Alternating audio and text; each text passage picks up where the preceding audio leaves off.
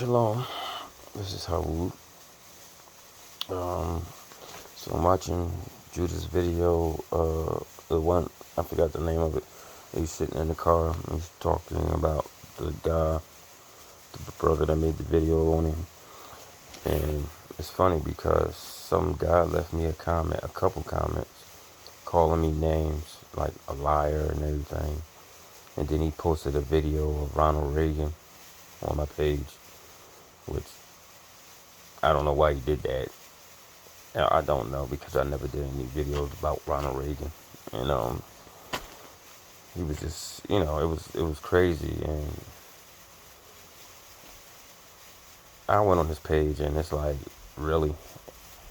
Now, like I say, I do videos as I'm told to do them, and because I don't like to get on here and just run my mouth.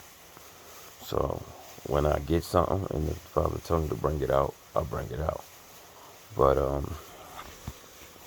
as I'm listening to Judah's video, he's speaking about seraphim, and he was saying that he read the scripture in Enoch about saying that he was creating pretty much creating a whole doctrine or whatever. And as he's reading, it's saying create a seraphim, right? Now it's funny this has happened, right? This is crazy. So this is the Sofia code, and again, I want to give thanks to the Most High, and I want to give thanks to my brother that put me on this book. So peep this. Hold on. So I'm sitting here, I'm listening to his video, and I'm hearing him talk about the seraphim. And he's reading the scripture, and the Father put it on me to go find this book because it was like buried under all these other books I got. So I'm over there digging, looking for this book. Finally found the book, and I'm going through the table of contents, and I get right to the Sofia Dragons, or the seraphim of sovereignty, right? I get right there, and he says, read that. To everybody, read it. Well, first you read it, and then you read it to everybody. So hopefully this will put some type of clarity on what Judah's saying about as far as when it says creating another seraphim, because this thing right here is heavy.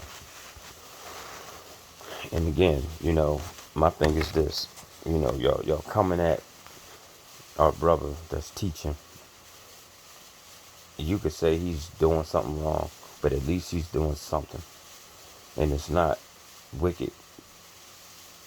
What's wicked? Because he's not telling you to go out there and rob nobody. He's not telling you to go sleep with somebody's wife. He's not telling you to break any of the law. He's not telling you to prostrate to no other God. He's not doing none of that. So, it's just amazing how people take stuff and twist it. And, and this is how we should be. When somebody come after our brothers that's doing work, we need to gang up on their behinds. And you know what I mean? And back him up. So, I'm going to read this because I was told to read it. So, here we go. The Sofia Dragon speaks. We are the Sofia Dragons, a lineage within the highest angelic order, known as the seraphim. We attend the throne of Sophia's light, arising from her black womb of no thing. It says no thing like that. From which all of creation is immaculately conceived. Our Sophia embodiment is titled is She Who Births Sovereign Creators. For Sophia designed our angelic DNA in her likeness as a blueprint for birthing sovereign beings and creations. Our pearl scent white-scaled dragon embodiment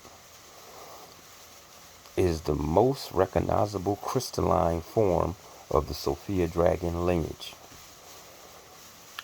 We may also appear to you as a platinum, gold, silver, night, black, or other colors in your spectrum of light. No matter what color we choose to embody, our scales always shimmer with Sophia's pearl scent sheen, which is an iridescent that includes every color of the universe, gazing into every dimension of your soul, our omniscient eyes proclaim.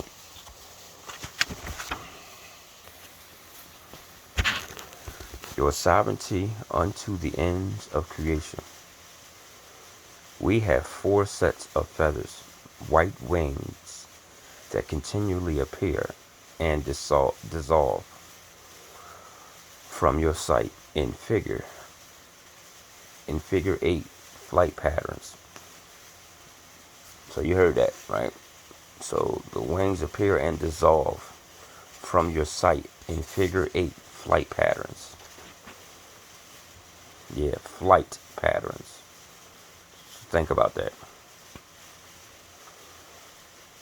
When you look closely, you will see a bejeweled eye within each of our scales, flashing with lightning that sings, "Holy, holy, holy, Sophia is all there is." We are the fire and light of Sophia, breathing the breath of life upon you with your stardust of your own Holy Spirit.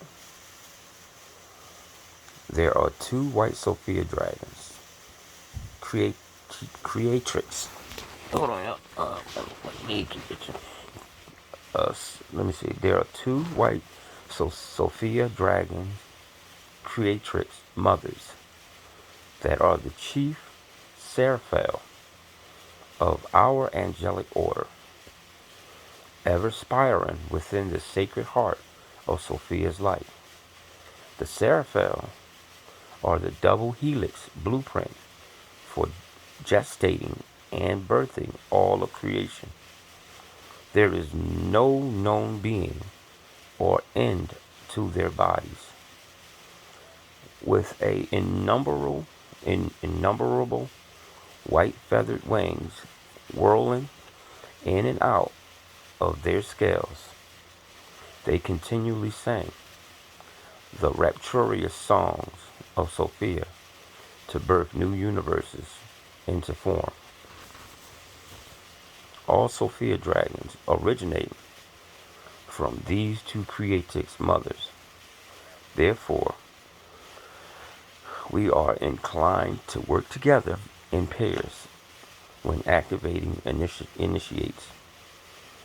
As an angelic collective consciousness, our scales are always singing in unison with the birthing songs of the seraphim, no matter where we are in the universe, as we are responsible for birthing creations. The size of our magnificent bodies is beyond any human concept that currently exists in your dragon lore. However, when we appear to you on the inner planes, we shift our size so that you may take in the features of our faces or some other detail that informs your consciousness about our teaching embodiment. The Sophia Dragon lineage includes many light ray wisdom embodiments for guiding your journey of actualized sovereignty. But know this, we are asking you to also see us beyond the limitations of form. The Sophia Dragons are the perfect known of the universe, of your universe. As soon as we are defined, we are given new boundaries to redefine ourselves. There is no apt description that can capture our unlimited divine nature. If you allow us to be who we are, indefinable, in magic, if you allow us to be who we are, indefinable, in magic, divine love, and power, you will come to know your own angelic and unlimited sovereign self in our reflection. So take care in your attempt to understand us through the attachments of your mind. It is only through your heart that you can behold us mentoring your embodiment of sovereignty. Many people on your planet believe that the orders of the angels do not have free will. This is not so. Yeah, well, they gotta have free will because the 250 angels wouldn't have came down. They wouldn't have made that pact in the book of Enoch and came down and did what they did if they didn't have free will. That don't even make sense. They gotta have free will. They have to be free thinking. This is not so. Angels are experienced as angelic because we consecrate our free will to the divine will of Sophia, so that we may embody our highest creative potential within our service. This consecration is the source of our breathtaking beauty, overflowing divine love, and the foundations of our service. We are not commanded to blindly serve divinity. It is in our all-consuming love for Sophia that we choose to serve her immaculate glory without ceasing. Therefore, let it be known that our sovereign free will as the Sofia Dragons is wholly consecrated to praising and fulfilling the divine will of Sophia. As such, our key code 777, which is completion, is an angelic transmission that reveals how you can embody the unlimited power of your sovereign identity while interdependently creating within and for the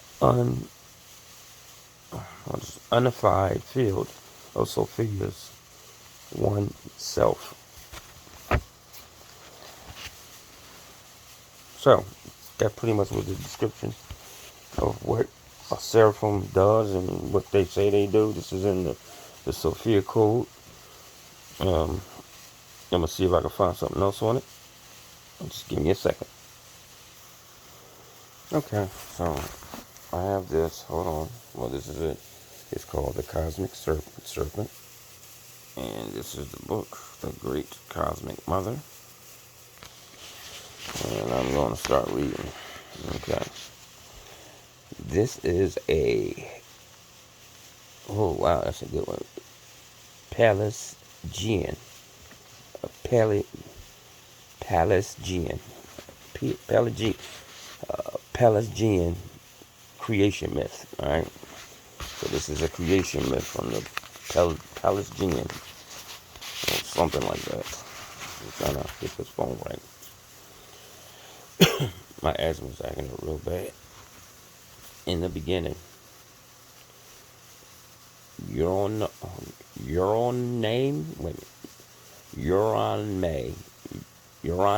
something like that. Uran, I'll just say Uran, the goddess of all things, rose naked from chaos, but found nothing substantial for her feet to rest upon, and therefore divided the sea from the sky, dancing lonely upon its waves. She danced towards the south, and the wind set in motion behind her seemed as something new, and apart with which to begin the work of creation. Wheeling about, she caught hold of this north wind, rubbed it between with her hands, and behold, a great serpent, Ophion, Urane, danced to warm herself, widely and more widely, until Orpheon, grown lustful, coiled about those divine limbs, and was moved to couple with her. So she was with child. This Pelasgian myth is much older than Greek legend. Still, it comes from the transition period when the Great Mother is no longer believed to give birth. Okay. Let me try to sound this word out. It's parthenogenealogy, whatever. There is now a perception of the male part in conception. Oh, my leg going to sleep, y'all. In this myth, Urame is fertilized by the north wind. The wind is the subtile body of the serpent. Its movements through the air, ultimately though she is still seen as the creator of male sexual energy, the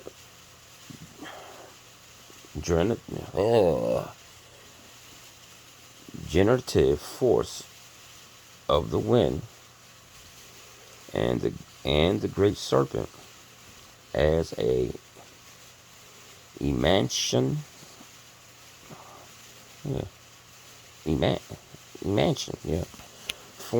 from her. I don't fucking excuse from her passion and her dance. Great live snakes were everywhere kept in the goddess temples during the Neolithic, in the wall paintings, bas reliefs, statues. She was often represented carrying snakes in her upraised arms, or coiled around her, or she was imagined as a serpent herself, with a woman's body and a snake's head. Of one Near Eastern goddess, it was said, Pakat, she who observed the water, who studies the dew from the drop, who knows the courses of the stars. Her heart is like a serpent. The Sumerian goddess was known as the Great Mother, Serpent of Heaven. Perhaps another image of the Milky Way, the great spiraling galactic arms. Everywhere in the world, myth and imagery of the goddess creatrix, the same thing I just read in the other book, the creatrix, the goddess creatrix, was coupled with the sacred serpent.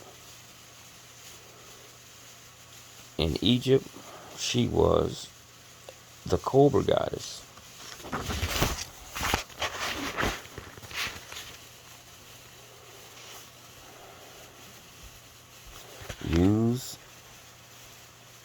Use of the cobra in her ceremonies and icons was so ancient that the unscribed picture of a cobra preceded the names of all the goddesses and became a hieroglyphic sign for the word goddess. Isis also was pictured as a serpent goddess far away in Australia. The Aboriginal goddess Una, who established the earth, was pictured sometimes as three sisters with a rainbow snake held up in her arms. And this is the Venezuelan creation myth from the native Yarios.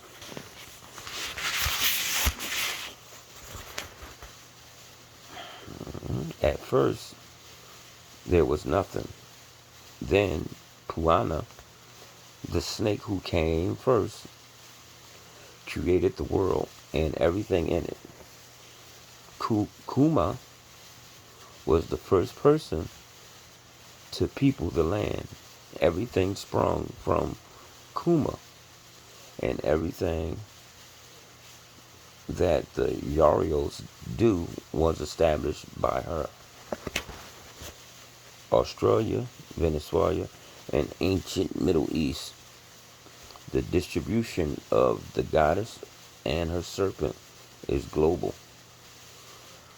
On South Pacific Islands, with no snakes, the eel is mythologized. I'm sorry, y'all. Ancient Celtic and Teutonic goddess were wrapped with snakes. The Chinese celebrated the dragon power, and the Aztecs and Mayans of Mexico and Central America imaged the feathered serpent or flying snake, a form of dragon. Both the monumental Karnak of Egypt and the mysterious standing stone alignment called Karnak in Brittany are magic snake alignments. Y'all hear this word magic a lot, right? Okay. Both names mean serpent's mount. When we see the worldwide occurrence of the goddess and her serpent, and then recall the ancient African black goddess, the black witch image with the snake in her belly, we can see the profound power as well as universality of this cosmological symbol, its range of endurance in the human mind. And we begin to see why the upstart patriarchal religions base themselves on the utter destruction of the goddess serpent, pictured by the Babylonians as primitive chaos, and image picked up later by the Hebrews and used in the Bible, Genesis, where Eve, linked with her serpent, become the symbol of a ontological evil. Yeah, so you see that. So the hatred for serpent worship started in Babylon by the Babylonians. Okay, here we go. And if you do look into all the ancient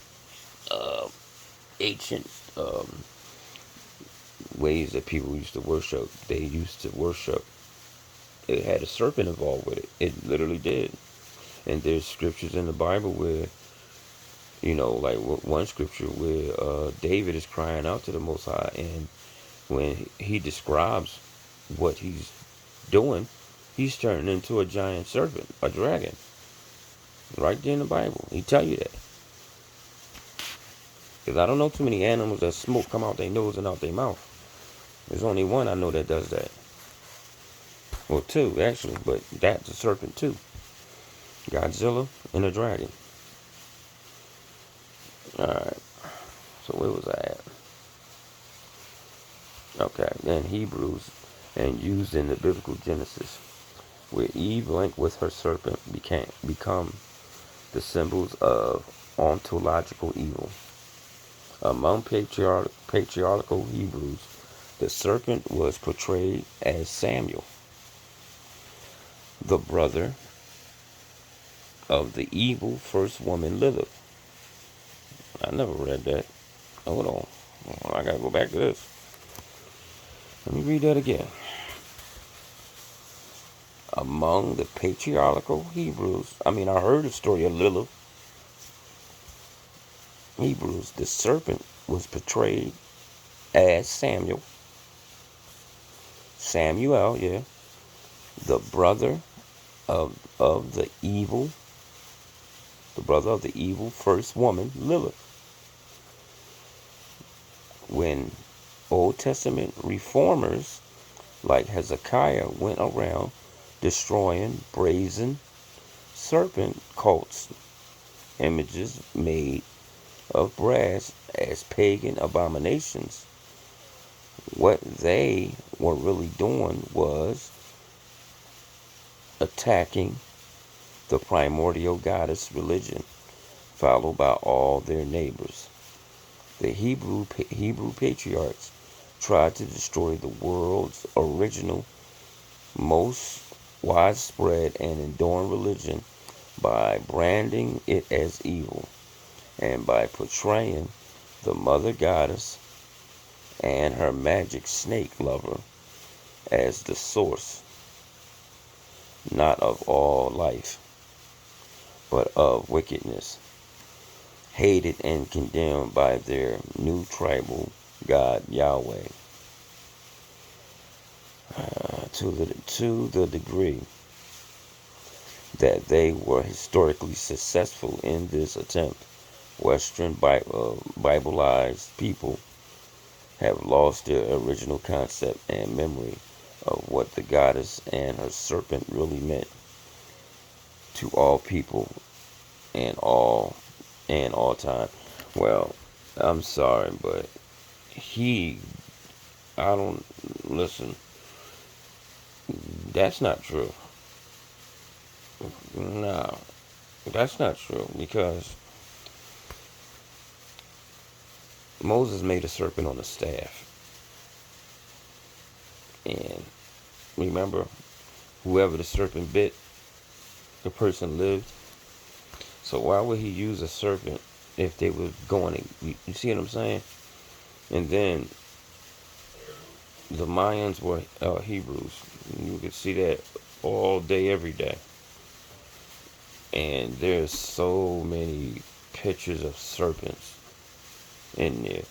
And then also, if you even like the description of seraphim, it describes a dragon. That's a serpent. So I don't know what this person is. I don't know if he's talking about these so-called Jews of today. I don't know, but he's not talking about the ones of old because that's not true. Yeah, they did, do what they had to do as far as with the idols, but those were statues and things that made with man's hands, things that they couldn't save themselves more than save anybody else, So, and listen, I'm not gonna get into all that. I'm just reading this, you know what I mean, just to, bring things together. That's all. All right, so the snake was first of all all a symbol of eternal life, like the moon, since each time it it shed its skin, it seemed reborn.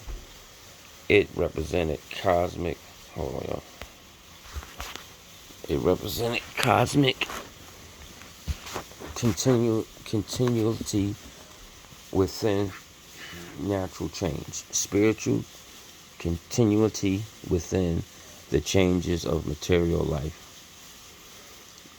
gliding as it does in and out of holes and caverns in the earth. The serpent also symbolized the underground abode of the dead who wait for rebirth. Its undulation symbolizes the serpentine earth currents and the underground waters. The serpent path on earth was the terrestrial energy flow. The serpent path in the sky was the winding spray of stars in the galactic spiral arm or Milky Way.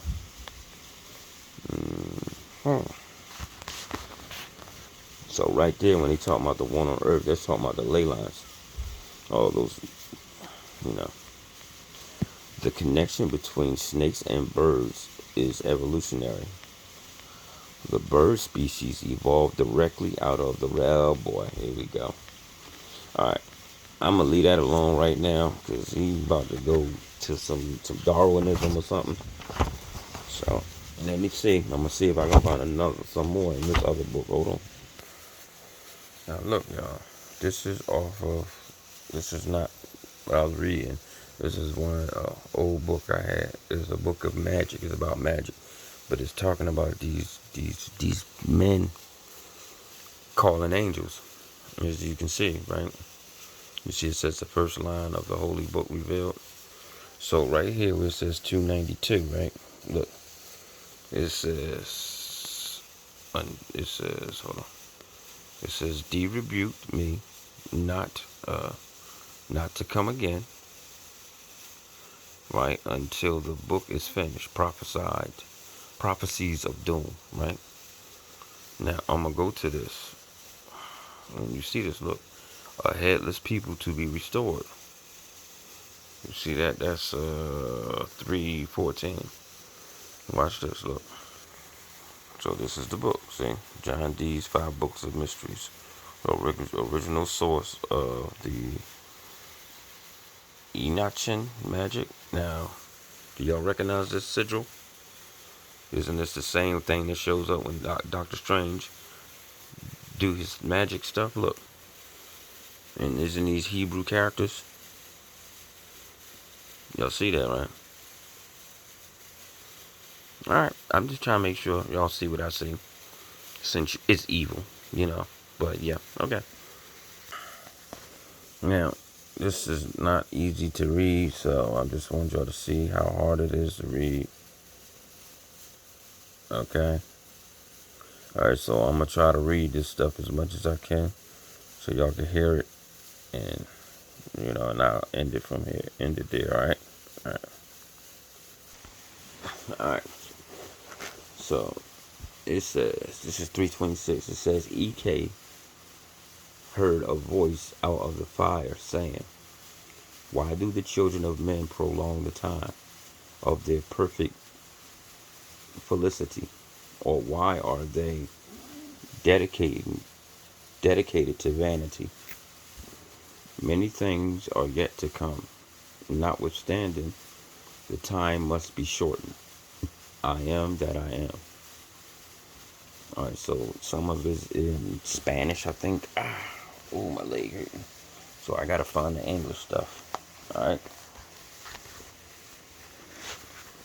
"Here is a man in white, come in like Uriel, who came first unto the stone." So stones got a serious thing. Stones play a serious role in magic. So people talking about not to wear stones and all that. Okay, yeah, but y'all, I'm quite sure y'all should have some type of understanding of what's really going on out here, and stop listening to these fools. Just telling y'all not to, you know what I'm saying? You go where the Most High leads you, not where man leads you. They gonna lead you right to a pit. All right. It says, "Who came first unto the stone." All right. Now, let me find some more English. I teach EK said, oh, this is Uriel. So this is supposed to be an angel saying this. Said that he turned toward me. What wilt thou? What wilt thou? That's you are means Uriel. And I shall answer thee as concerning this work. EK, he hath a ball of fire in his left hand, and in his right hand a triangle of fray. What is the most needful for us to learn herein? That is my chief desire. Uriel, 4 months are yet to come. The fifth is the beginning of great misery to the heavens, to the earth, and to all living creatures. Therefore must thou needs attend upon the will of God. Things must then be put in practice. A thing that a thing that knitteth up all must forced. Some of these words aren't words, so I gotta figure them out. Force, oh goodness, contain many celestial virtues. Therefore, in these doings must things be finished speedily and with reverence. This is the light wherewith thou shalt be kindled. This is it that shall renew thee, yea, again and again, and 77 times again.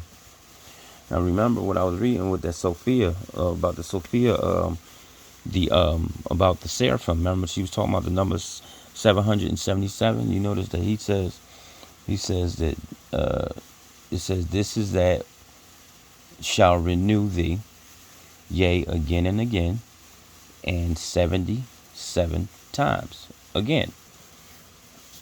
All right, so that's 2 sevens right there. I'm just making, trying to put stuff together. Then shall thy eyes be cleared from the dimness. Thou shalt perceive these things which have not been seen, no, not amongst sons of men.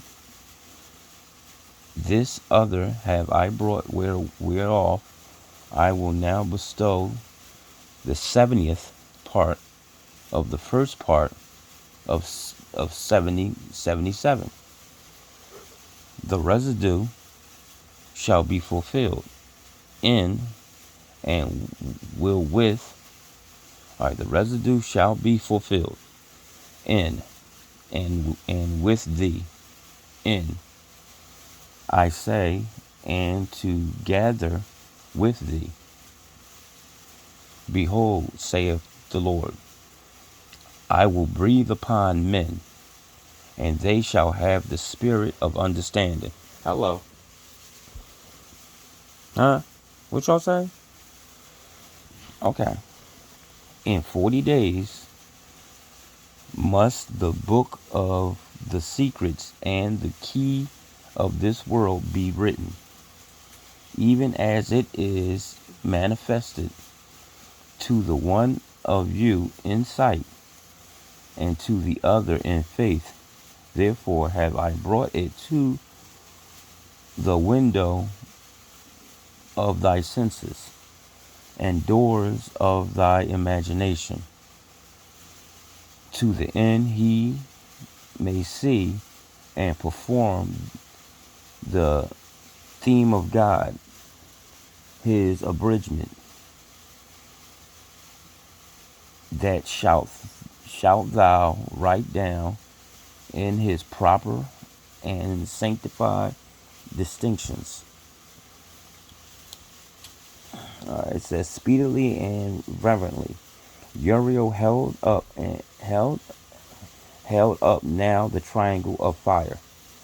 Those Uriel now holding a ball of fire in his left hand said, as is he written, if from the first day of writing we account from Good Friday the reckoning doth begin.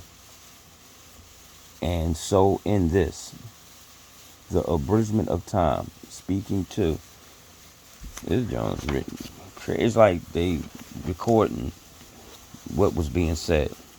This other pointing to UK shall have it always before him, and shall daylight perform the office to him committed. All right. Which if he do not, the Lord shall raise his name from the number of the blessed, and those are the anointed with his blood. Or is this blood or bud? I don't know if that's blood or not. For behold, what man can speak or talk with the Spirit of God? No flesh is able to stand when the voice of his thunder shall present the part of the next leaf unto sight. You have waving minds and are drawn away with the world, but brittle is the state thereof. Small thereof are the vanities of his illusion. Be of sound faith, beloved. Believe. I think beloved or believe. I'll spell it. What it's saying is BELEUE, but it's saying something else. You know what I'm saying? Great is the reward of those that are faithful. God will not be dishonored, neither will suffer them to what? Receive dishonor. Okay. That honor him in holiness. Separation. Behold, mark, oh, and behold, each line hath stretched himself even to his end, and the mist is glorious to the good and dishonor to the wicked. Heaven and earth must decay, so shall not the words of this testimony. This is in another language. I can't speak that language. Sorry, y'all. Uriel took a little of the fire in his left hand and flung it at EK, and it went in at his mouth. Doesn't it sound like when the angel put the fire on Isaiah's lips? Remember, and purged him of his sins. My message is done. May I note, all right. May I note, and you are, meaning Uriel, okay. For your name, who now deal with us, Uriel, I am so. The danger threatened. If EK do not his duty. Note a terrible thing. The end of all. Behold, this servant and wretched little man. Let it be to me whatever is most pleasing to his will. It says, note, by the place here before what measure in proportions of power and understanding. This was in respect of the white ball of fire. I pray you give us advice what we are to do in our affairs. Uriel. It is said, he said to EK, tell him, I have told him, and seemed to smile of Mistress Howard. gentlewoman, of her what? Okay, Miss. I think this is Miss Majesty's. I don't know. Puree chamber. I would know wherefore we were not warned of her coming. She hath caused us now for an hour or two to intermit our exercise. Is it the will of God that for her great clarity used toward many, as in procuring the Queen's Majesty alms to many needy persons, the Lord intended to be merciful to her? I mean, at the punch, I think, of these great mysteries ensuing now by you told of, and that by her I may do good service concerning the Queen's Majesty's comfort. Who who is he that opened thy mouth, or hath told thee the things to come? What thou hast said is said. Mark the end. It is a sufficient answer. And Uriel looked up. He said so to Ek, who looking up saw the book, the chair, and the globe apart abroad out of the stone, and then none remaining in the stone to be seen. And it came nearer and nearer to him, and it burnt as before.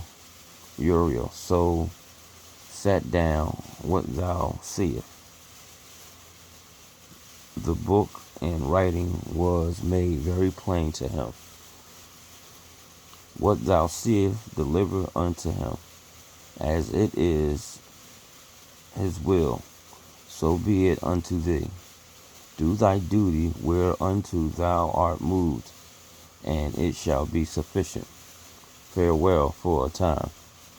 Gentlewoman, noblewoman, Mistress Frances Howard, elected to taste of God his great mercy for her charitable heart, etc.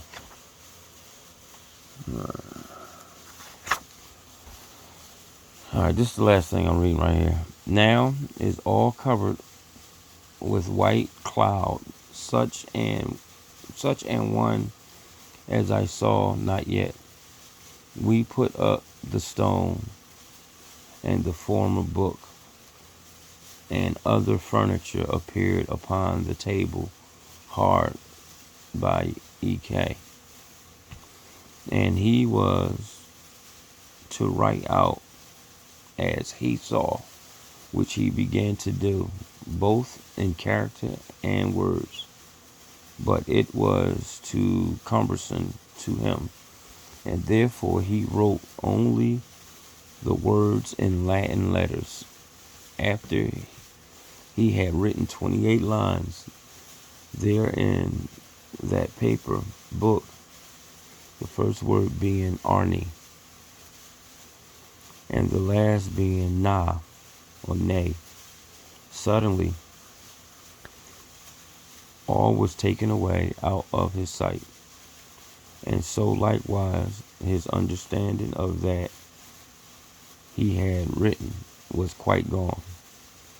For continually as he wrote, he understood the language and seemed thereof as if it had been English.